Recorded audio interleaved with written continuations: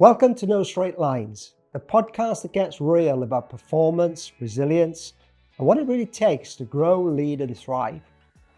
This isn't just about the wins, it's about the work, the grit, the setbacks, and the strength to keep going when things go wrong. I'm Lawrence Windmill, your host, an entrepreneur, and someone who's learned resilience through facing some of life's toughest moments. Each week I sit down with leaders from the world of business, sport, entertainment, and the community to unpack the moments that shaped them, the highs, the lows, and everything in between. Because success, it's never a straight line. This is No Straight Lines, stories of the unbreakable.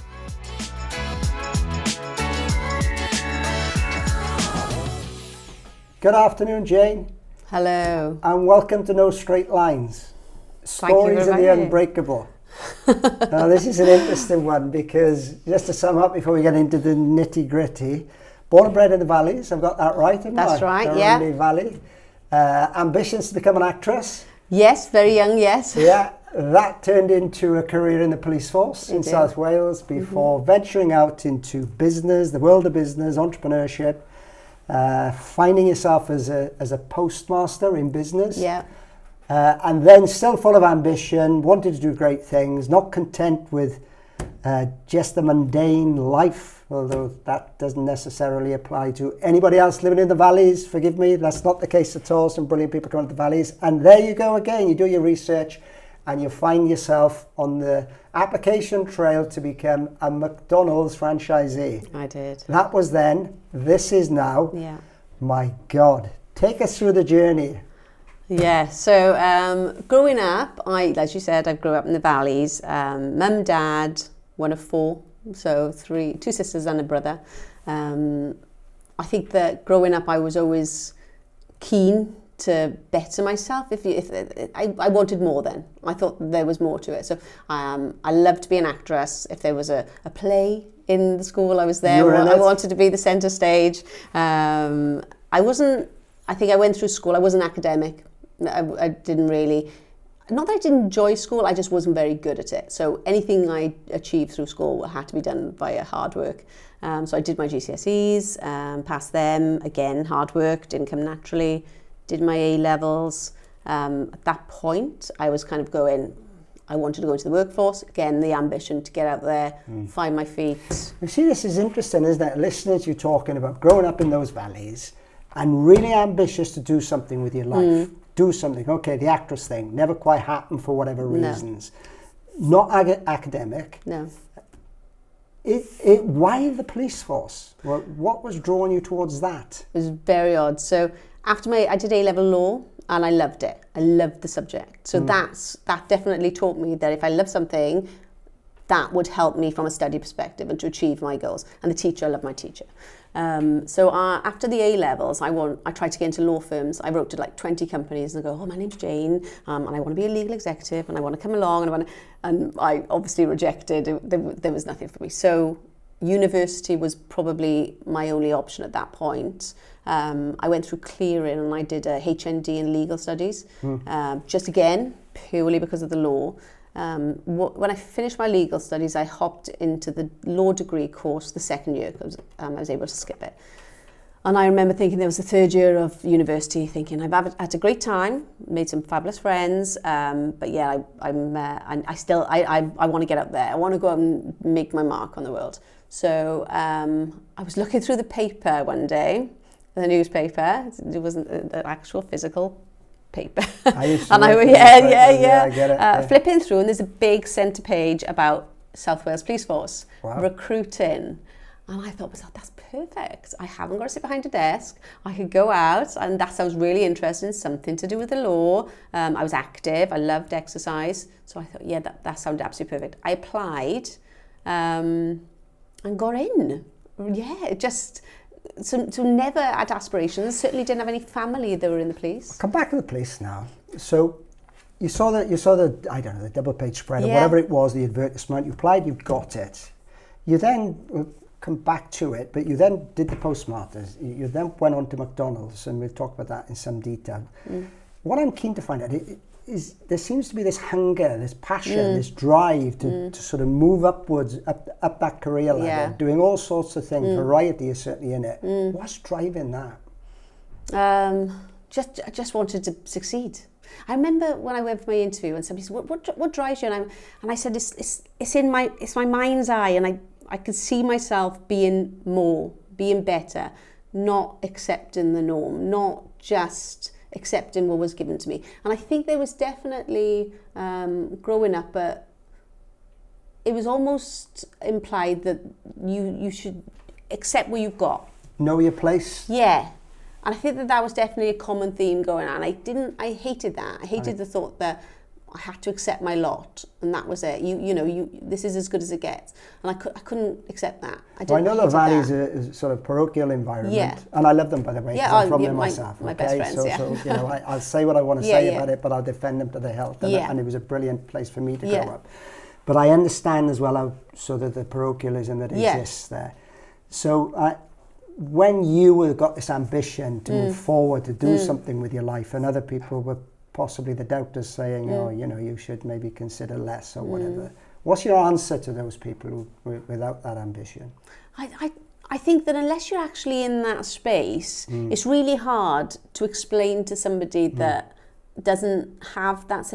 I think that there's a group of people like me, and when I meet them, I connect to them really, really quickly, and I feel like they're my best friends forever, just because they're like-minded. So when I meet somebody that's like me, I cling on to them straight away. But I just, as much as I loved all my family and friends growing up, I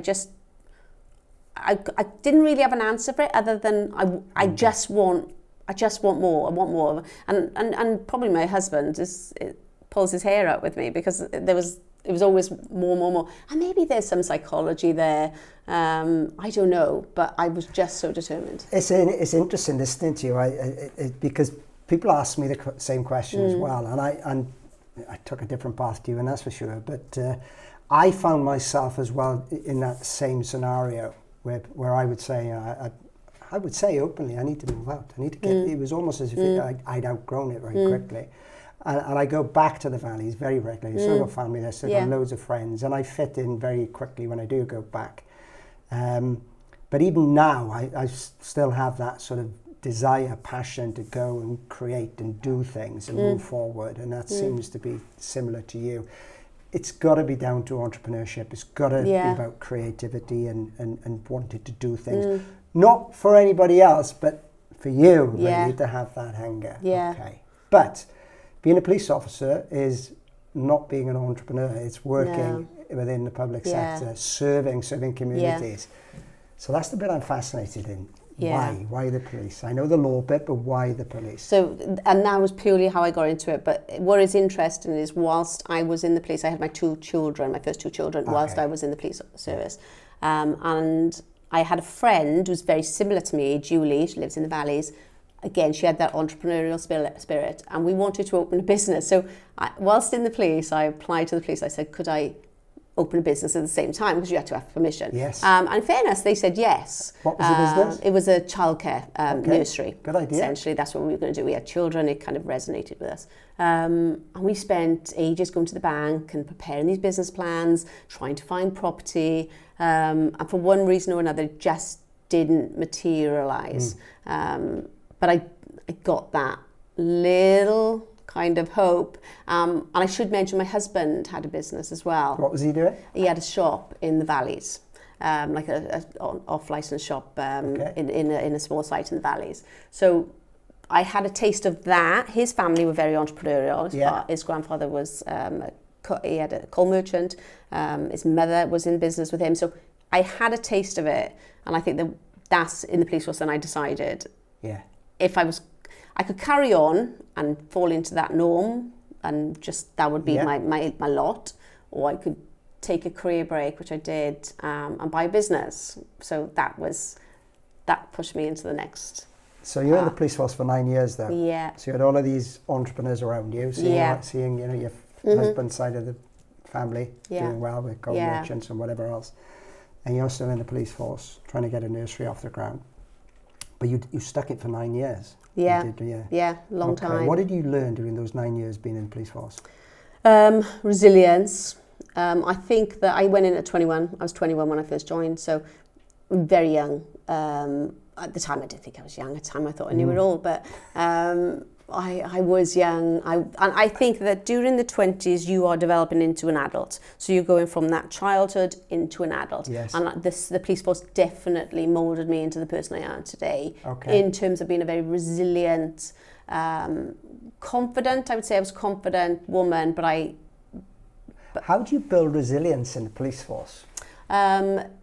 you're putting in an armour when you're going into work.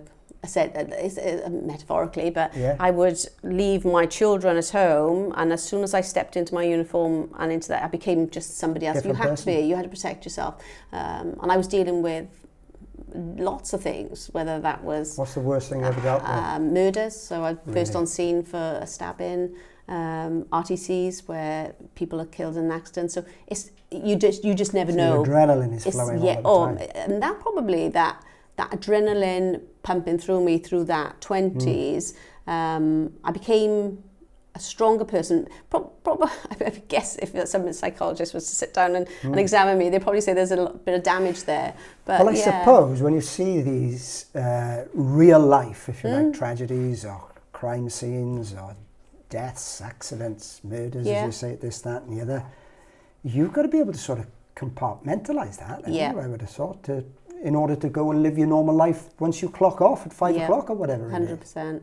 And that was what you had to do. It wasn't, you'd sit down and talk about it unless, how do you feel? There wasn't. None of that. It would be, right, there's the first call, right, somebody's just been stabbed, you're not first on scene, CID would turn up, take over, and then you're back in the car and you're back on patrol. Wow. And that's essentially what it was. And you, as the first responder to in the valleys, that could be anything. Were you frightened? I think that you build a family within the police service. So I've got still my friends there now, and I love the people that work there because they looked after each other. When you get these calls and you're the first respondent, and particularly say a violent crime scene or whatever, I clearly got adrenaline rushing through your body, this, that and the other, but any fear in there, or does some sort of I think resilience, as you say, does that drop down, or does courage come from some? I think there's obviously going to be fear. Not that I could recall at the time. I think that the adrenaline, when you're being called to an incident, probably takes over, and that is the first thing that's kind of hitting you. So you're going into an incident. Obviously, you'd be trained for to a certain degree of whatever you're dealing with. But it was. There's only one occasion I've ever really been fearful in the police force, and I can remember it to this day, and I can remember vividly. But and that was going into an incident and kind of very quiet, and they were very calm. And I remember thinking, right, normally you go into an incident, there's loud, and there's you kind of like you're straight into something, the action, whatever that looks like. But it's very calm, and I remember thinking, this is not right. This is not right, and it took us a while to to work out that situation and resolve ourselves. But that was probably my most fearful, and that probably says a lot. The fear of the unknown, really. Yeah, isn't it? didn't really know because they weren't acting as normal, as a normal kind of I'll tell incident. you what, though, because there is a lot of psychology involved in this, isn't there? In terms of you preparing yourself for these incidents, dealing with it afterwards. And I'm thinking further down the line then in terms of business, when you've got to recruit people, build teams of people. Yeah. I think your latest stats from McDonald's, and we'll talk about that a little bit later. You employ something like 600-700 people. Yeah. Recruiting people, knowing how to manage them, the psychology of managing these people. I guess what you learned at the police or within the police must have prepared you in terms of being able to read people or try and read people when you're going through the recruitment process and when you're managing them in work, how they're behaving, why they're acting in certain ways. Yeah, definitely. I think that I'm more tuned to situations, so I can probably sense a room when I walk in. I bet. I can walk into a restaurant and I'll know the air's not right, there's something not right with the team, what it looks like. So you definitely, whether that's kind of just anybody would have, I don't know, but I would definitely be able to walk in and sense something was wrong with somebody. And I think that I'm a good listener, so I'm able to be calm. And because of that time as a 20s in the police force, I don't absorb people's energies so much. So on some occasions I do, don't get me wrong, but if somebody's talking to me, I won't get shocked by something. So I'm able to kind of be calm and somebody could tell me their story or something that's going on. Fantastic qualities to have. You must be a dream of a boss to work for. Well, I think they might disagree with that on occasions, but yeah. Amazing. Okay, so great experience in the police force. Certainly, as you said, sort of defined the person that you are today and gave you a great platform really to move on. So with resilience, and you certainly learnt it in the police force, and a drive and ambition to move forward, it's interesting for me to listen to your story as to why you sort of decided that the post office counter was the world for you. Yeah. What took you there? Again, post office. How did I get there? So I knew that I wanted to buy a business, but I also was aware that I had 2 young children. Yes. So I think that my responsibilities as a parent and my desire to want to have a business, that probably I wanted something that combined the both then in an ideal world. So post office comes with the house essentially. So we lived in the house. The post office was run from the front. My husband had his own business. So he'd go to work every day. He'd go to work. You'd live in the flat above or whatever, and then you'd go to the post office. Yeah. So and I had a team of staff when I went in there. There's only 3 of them, but we kind of like all run the post office together. Yeah. And it taught me a lot actually. So I think it was a really good start to business. It's a franchise of sorts because obviously it's the post office brand, but it taught me about recruitment. It taught me about customers, how to build, marketing, payroll, finances. So it was a really good stepping stone into the world of business, which I wanted to essentially go into. That was my driving force. Plus it gave me the option of being at home at the same time. So I was trying to hit a lot of areas to be able to get me to that next stage. Was my glasses slightly rose tinted? Yes, they were. Was it a very, very steep learning curve? You're damn right it was. Okay. Why was it so steep? So it's a small business. Just because going from employment to being the employer was an enormous pressure. And I made lots of mistakes. And it never ended. So you kind of, with a job, you went in, you did your shift, you clocked out. With a business that it didn't end. No. It was a continuous worry, right? What have I got to do? I've got to do this now. I've got this coming up. I've got to make sure I've got stock. Have I got the pay coming in? Is the marketing right? How can I? And I suppose dipping into this world that we know about the scandal with the post office and everything else, and postmasters being not able to balance the books at the end of every night. Honestly, were you in that era? Yeah. I mean it was horrific. So I think I numbed it out a lot. So it was the Horizon system. So when I came into the post office, it had just been kind of brought in. I was 30. I was savvy. I could manage the system, as in the computer system. So typing in some figures, printing it out, counting all that. And yes, I remember many occasions. I was there for just over 5 years. Many occasions where I couldn't balance those books. For the love of me, and there was for 50 quid, 100 quid, thousands it would of pounds. It would vary over weeks and weeks. And you don't know. Would you have to put your own money in there? Yeah. Well, I had a shop alongside it. The shop run obviously separate to the post office, so that any proceeds from there would have to go into that post office. And at the time, you just didn't. You'd go on that helpline and be like, "Oh, it's nothing that it's fine." And I just remember thinking. And I'd sit there till like the late hours and be thinking, this is wrong. There's literally something wrong. My husband's going, what? And it's just not balancing. It's not balancing. And I couldn't for the life of me. And then I saw, and obviously years later then, the documentary. How much did it cost you? Thousands. I can't remember. Have you put a claim in? Yeah, we did, yeah. But I think and the only reason I did is because I saw the Alan Bates documentary. And I remember, and Paul called me in, and my husband, and he said, Jane, look at this. And I sat down, and I was quiet for the entire time. And I buried so much that when they spoke about it, I thought, Christ alive. You were on your own.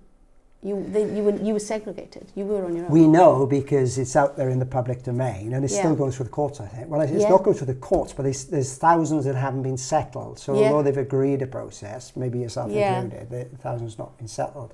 The thing that stands out to me, though, from all of this is that with all of this going on, a lot of people couldn't cope with that pressure. A lot of people couldn't balance the books, if you like.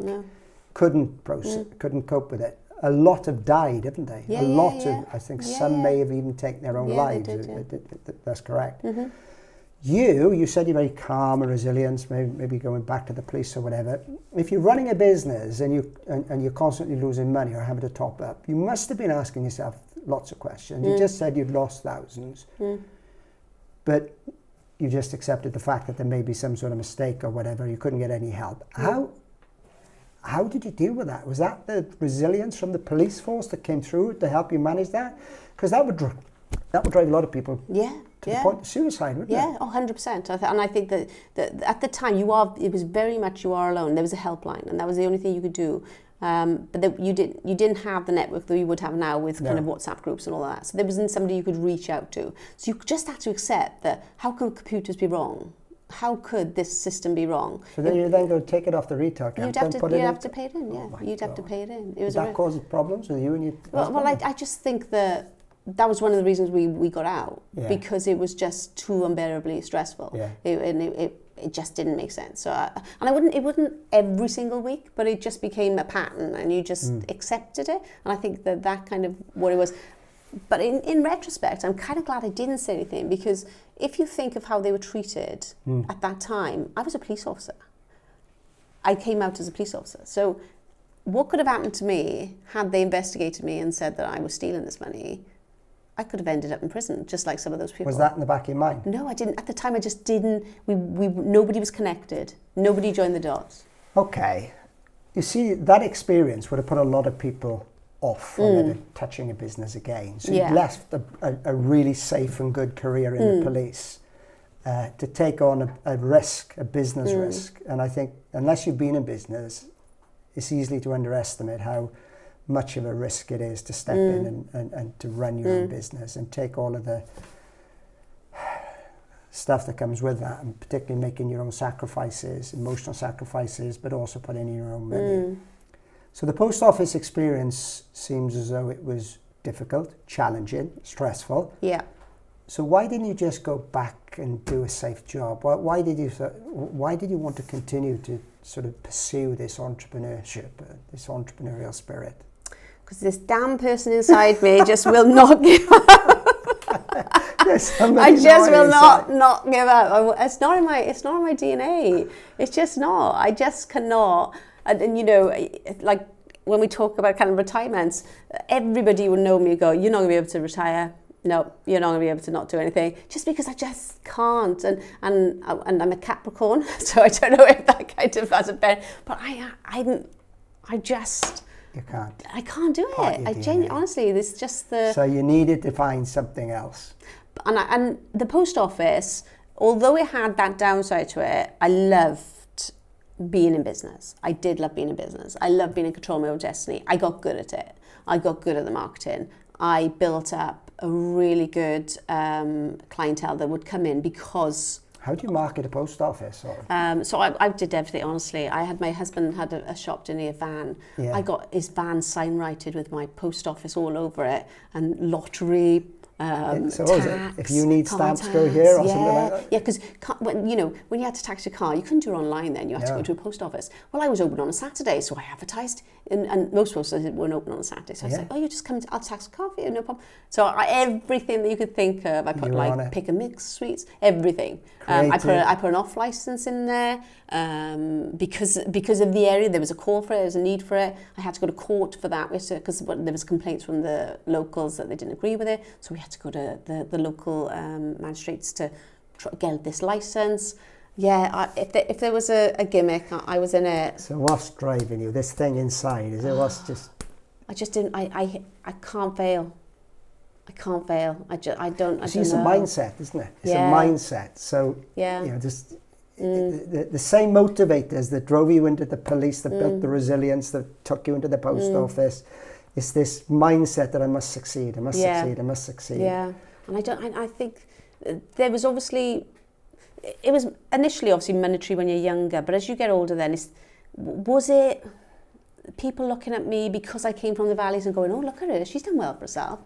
Did you think that? There was an element of that, oh, look, you did good. Inferiority complex? Yeah, maybe. That I came from the valleys, and I've pushed through, and whatever's put in my way. And I remember one of my team in the post office, I remember making a comment that somebody said, oh, they can't do that. And I said, well, if somebody said Jane can't do that, she'd bloody go and do it. because that's bloody just, because I was like, there's always a way of doing something. You know, I'm not flying a plane or anything, but I just knew that I was extremely hardworking, and I put my hand to anything. If I failed, I failed. That didn't necessarily put me off. I wasn't. So the fear of failure would never put you off. It wasn't the overriding factor, because I never believed it. I always believed that I would achieve it. Well, you've done it, haven't you? Yeah, I was just determined. So police force done. This, you never became, well, it's never too late to become an actress, is it? No, definitely not. So you're at the police force, you've done the post office, huge challenges there. But you learnt a lot about business, you became a brilliant marketer, understood how business worked, understood how to manage people, recruit, run P&Ls, etc. Got to ask you, I know you've done your research, but why McDonald's? So at the time, it was 2011, and I sold the post office, and I wanted to go into business with my husband, because he had his business. Yeah. So the aim was we were both going to go into business together. Yes. So that was the initial kind of thought process. We were going to go into franchise. Yeah. I hadn't a skill set necessarily that I would kind of be able to, I wasn't a doctor or anything, and set up a business. So it had to be something that was a franchise, there was a model behind it that I would be able to pick up, adapt, learn, and kind of build. So we were looking particularly at food, purely because at the time there was a recession. So food does well in recession. If people are going to treat themselves, it's going to be on food, essentially. So franchising, food. We looked at Subway, Burger King, Domino's, so all of kind of the big brands. McDonald's resonated. It's probably one of the best food brands out there. And I just believed I could do it. Okay, it's interesting because you say recession. It feels to me as if we've been in recession for the last 20 years. So you must have been, it was during those austerity years, wasn't it? I think, that after financial crash, then into austerity. Food, I can see it, lower end of the scale, people treat themselves, they can afford it, can't they? Really? Yeah, okay. And I can see as well from a branding and marketing point of view, brand, McDonald's, everybody knows it. Yeah. So I get the attraction. So I suppose you popped your application in. I popped my application in. Well, my husband will kill me for saying this, but he put his in first because we wanted to do it together. So we decided that Paul would put his application in first because he was a business owner. Yeah. He had years and years of business experience, and I believed that this large brand would prefer a man. Right. So my thought process was, you're going to do much better than this at that process than me because you're a man, you've got a business, and they're going to like that. Yeah. So he put his application in, and he didn't get through. Okay. And I remember thinking, oh, well, I'm not having that. That ain't happening. So I put my application in. And a couple of days later, I had an email to say, thank you very much for your application. Will you come down for an informal interview to East Finchley in London? That was shock. I was shocked. When was this, 2011? 11, yeah. And when did they tell you you'd been successful? It's a 2-year recruitment process. You were in the pipeline for 2 years? Yeah, it's 2 years. My God, how thorough is that? What did they do over 2 years? It's extremely thorough, very, very thorough process. I've always described it as a courtship. They make sure that the fit is right. So from the point of your application, which they sift through, obviously, you get invited to an informal interview with somebody from the McDonald's team in London. From that interview, which I can remember very clearly, lots of questions. So they've obviously got a set of questions that they're asking you, and they're kind of like trying to tally up, is this the right person for me? And from that, I was just myself. I went in there as Jane, quite raw, not really the polished, finished article. I hadn't worked in corporate. I was, I'm from the Valleys. I was fairly raw. They obviously liked something in me, and it took a little. And what they did is they sent me to exhibitions. So I had to go to lots of exhibitions, McDonald's exhibitions. I had to meet with franchisees. So there was lots of. First of all, go out there and make sure this is something that you want. Well, that was the very short part, and then it was interview after interview with different people. How long was it? A 2-year recruitment process? After they kind of want you, which is about a year. It's about a year of these exhibitions, interviews, courtship. I'd like to say they say, okay, we're happy for you now to start your training process. So my training process was 9 months. So you start... Cleaning toilets? Yep. You start from every job that's in the restaurant and you build yourself up during that 9-month process. They pay you for that? No. I paid them. Right. So it's full-time, full commitment, 40 hours a week, shift work. I was a, obviously mother. So we for the 9 months, I was essentially working there for. So you knew what their terms and conditions were, but so we can just reiterate this. This is how determined you were. Mm-hmm. You found what you thought was the right fit. Yeah. You resigned yourself to the fact it was a 2-year process. Mm-hmm. Most people would have given up after a month, I think. And then for 9 months, you paid them as opposed to them paying you. All in your package, I understand that. Yeah. So you're basically saying that you put in your financial contribution to acquire the franchise and you work for free for 9 months. Yeah, so the first part you pay, I think it was a £5,000 fee I had to pay them. And then they would train me for the 9 months in a restaurant. Obviously, I would be working, unpaid. Self-financing. So and I think that will put a lot of people off. Wow, that is amazing. Because I think I keep coming back to resilience. What drives you? Most people, if you said that to me, for example, I'd say, you've got to be joking. And I think, McDonald's have been around for a long time. The recruitment process is robust, to say the least. For you, my God, that is a huge financial commitment. It's a huge commitment, which is why that whole process, they spend so long interviewing and making sure. Because when you get to that point, you are giving up a lot. And probably a lot of people would have just said, I'm not able to financially do that. And that's fair enough, This is called no straight lines, and this definitely isn't a straight line, is it? The path from inception, from the Valleys, you stayed in the Valleys, police officer, post office, but this 2-year process, but then that road, that long and winding road, when they make it, they say, right, okay, you've ticked all the boxes, we're going to give you a restaurant now, I'll make an offer to you.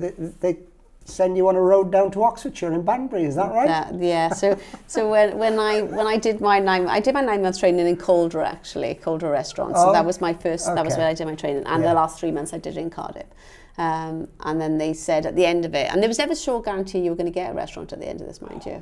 So it was, they could at the end go, actually, this is not going to work. You haven't made it. Yeah, this is not. And then you lose your money as well. Well, that's it. It's just essentially 9 months of your life. It's kind of. But I think that they're, like you said, they're very, very robust system. They know exactly what they're looking for. So if you get to that stage, the chances of you going through are pretty strong. Let's sum it up, okay, the McDonald's, because I could talk to you about McDonald's probably for the next whole afternoon.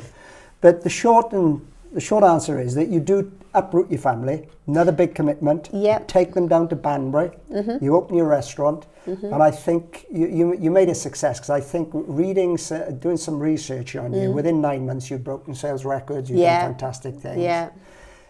You were ambitious. You were never going to be content with one restaurant in Banbury, were you? Surprise, surprise. This, this valley girl, may I say that, with big ambitions. And within a short period of time, you'd opened up a second restaurant. Big recruitment drive, doing really well. And then your career changes slightly in as much as you pulled back to Wales. So how were you pulled back to Wales? So moving to Banbury was amazing, actually. It was probably, at the time, very painful, but probably helped me to grow into that role, that being the franchisee for McDonald's. It separated me from that possibly that connection, you know, do I deserve this? Should I be there? So maybe moving me away was probably the good thing for him to do. Loved it, had the 2 restaurants, and they came to me. Wales is obviously, people don't tend to move to Wales. They leave, and they don't tend to leave either. We're quite isolated now. Funny old place. It really is. They came to me and they kind of pitched, would I return to Wales to be sell my Oxfordshire ones, move back to Wales, as there was franchisees leaving the system. Because obviously people leave after a certain amount of time. At the time when I became a franchisee, there was lots of franchisees in Wales. At the time I said yes. Because the opportunities to grow were better for me coming back. I had my 3 children at that point then. So it was a difficult decision to make. Schools, yeah. 100%. And even though I made the commitment, and again, that's me. Look at me, I can grow my organisation, brilliant, off I go. But I couldn't do it to my children again. I couldn't relocate them. They'd settled. It was 5 years. They were doing really well. So they've stayed in Oxfordshire. Yeah. You've come back to Wales. Yeah. Now let me just sum this up. 5 restaurants now in Wales? Yeah.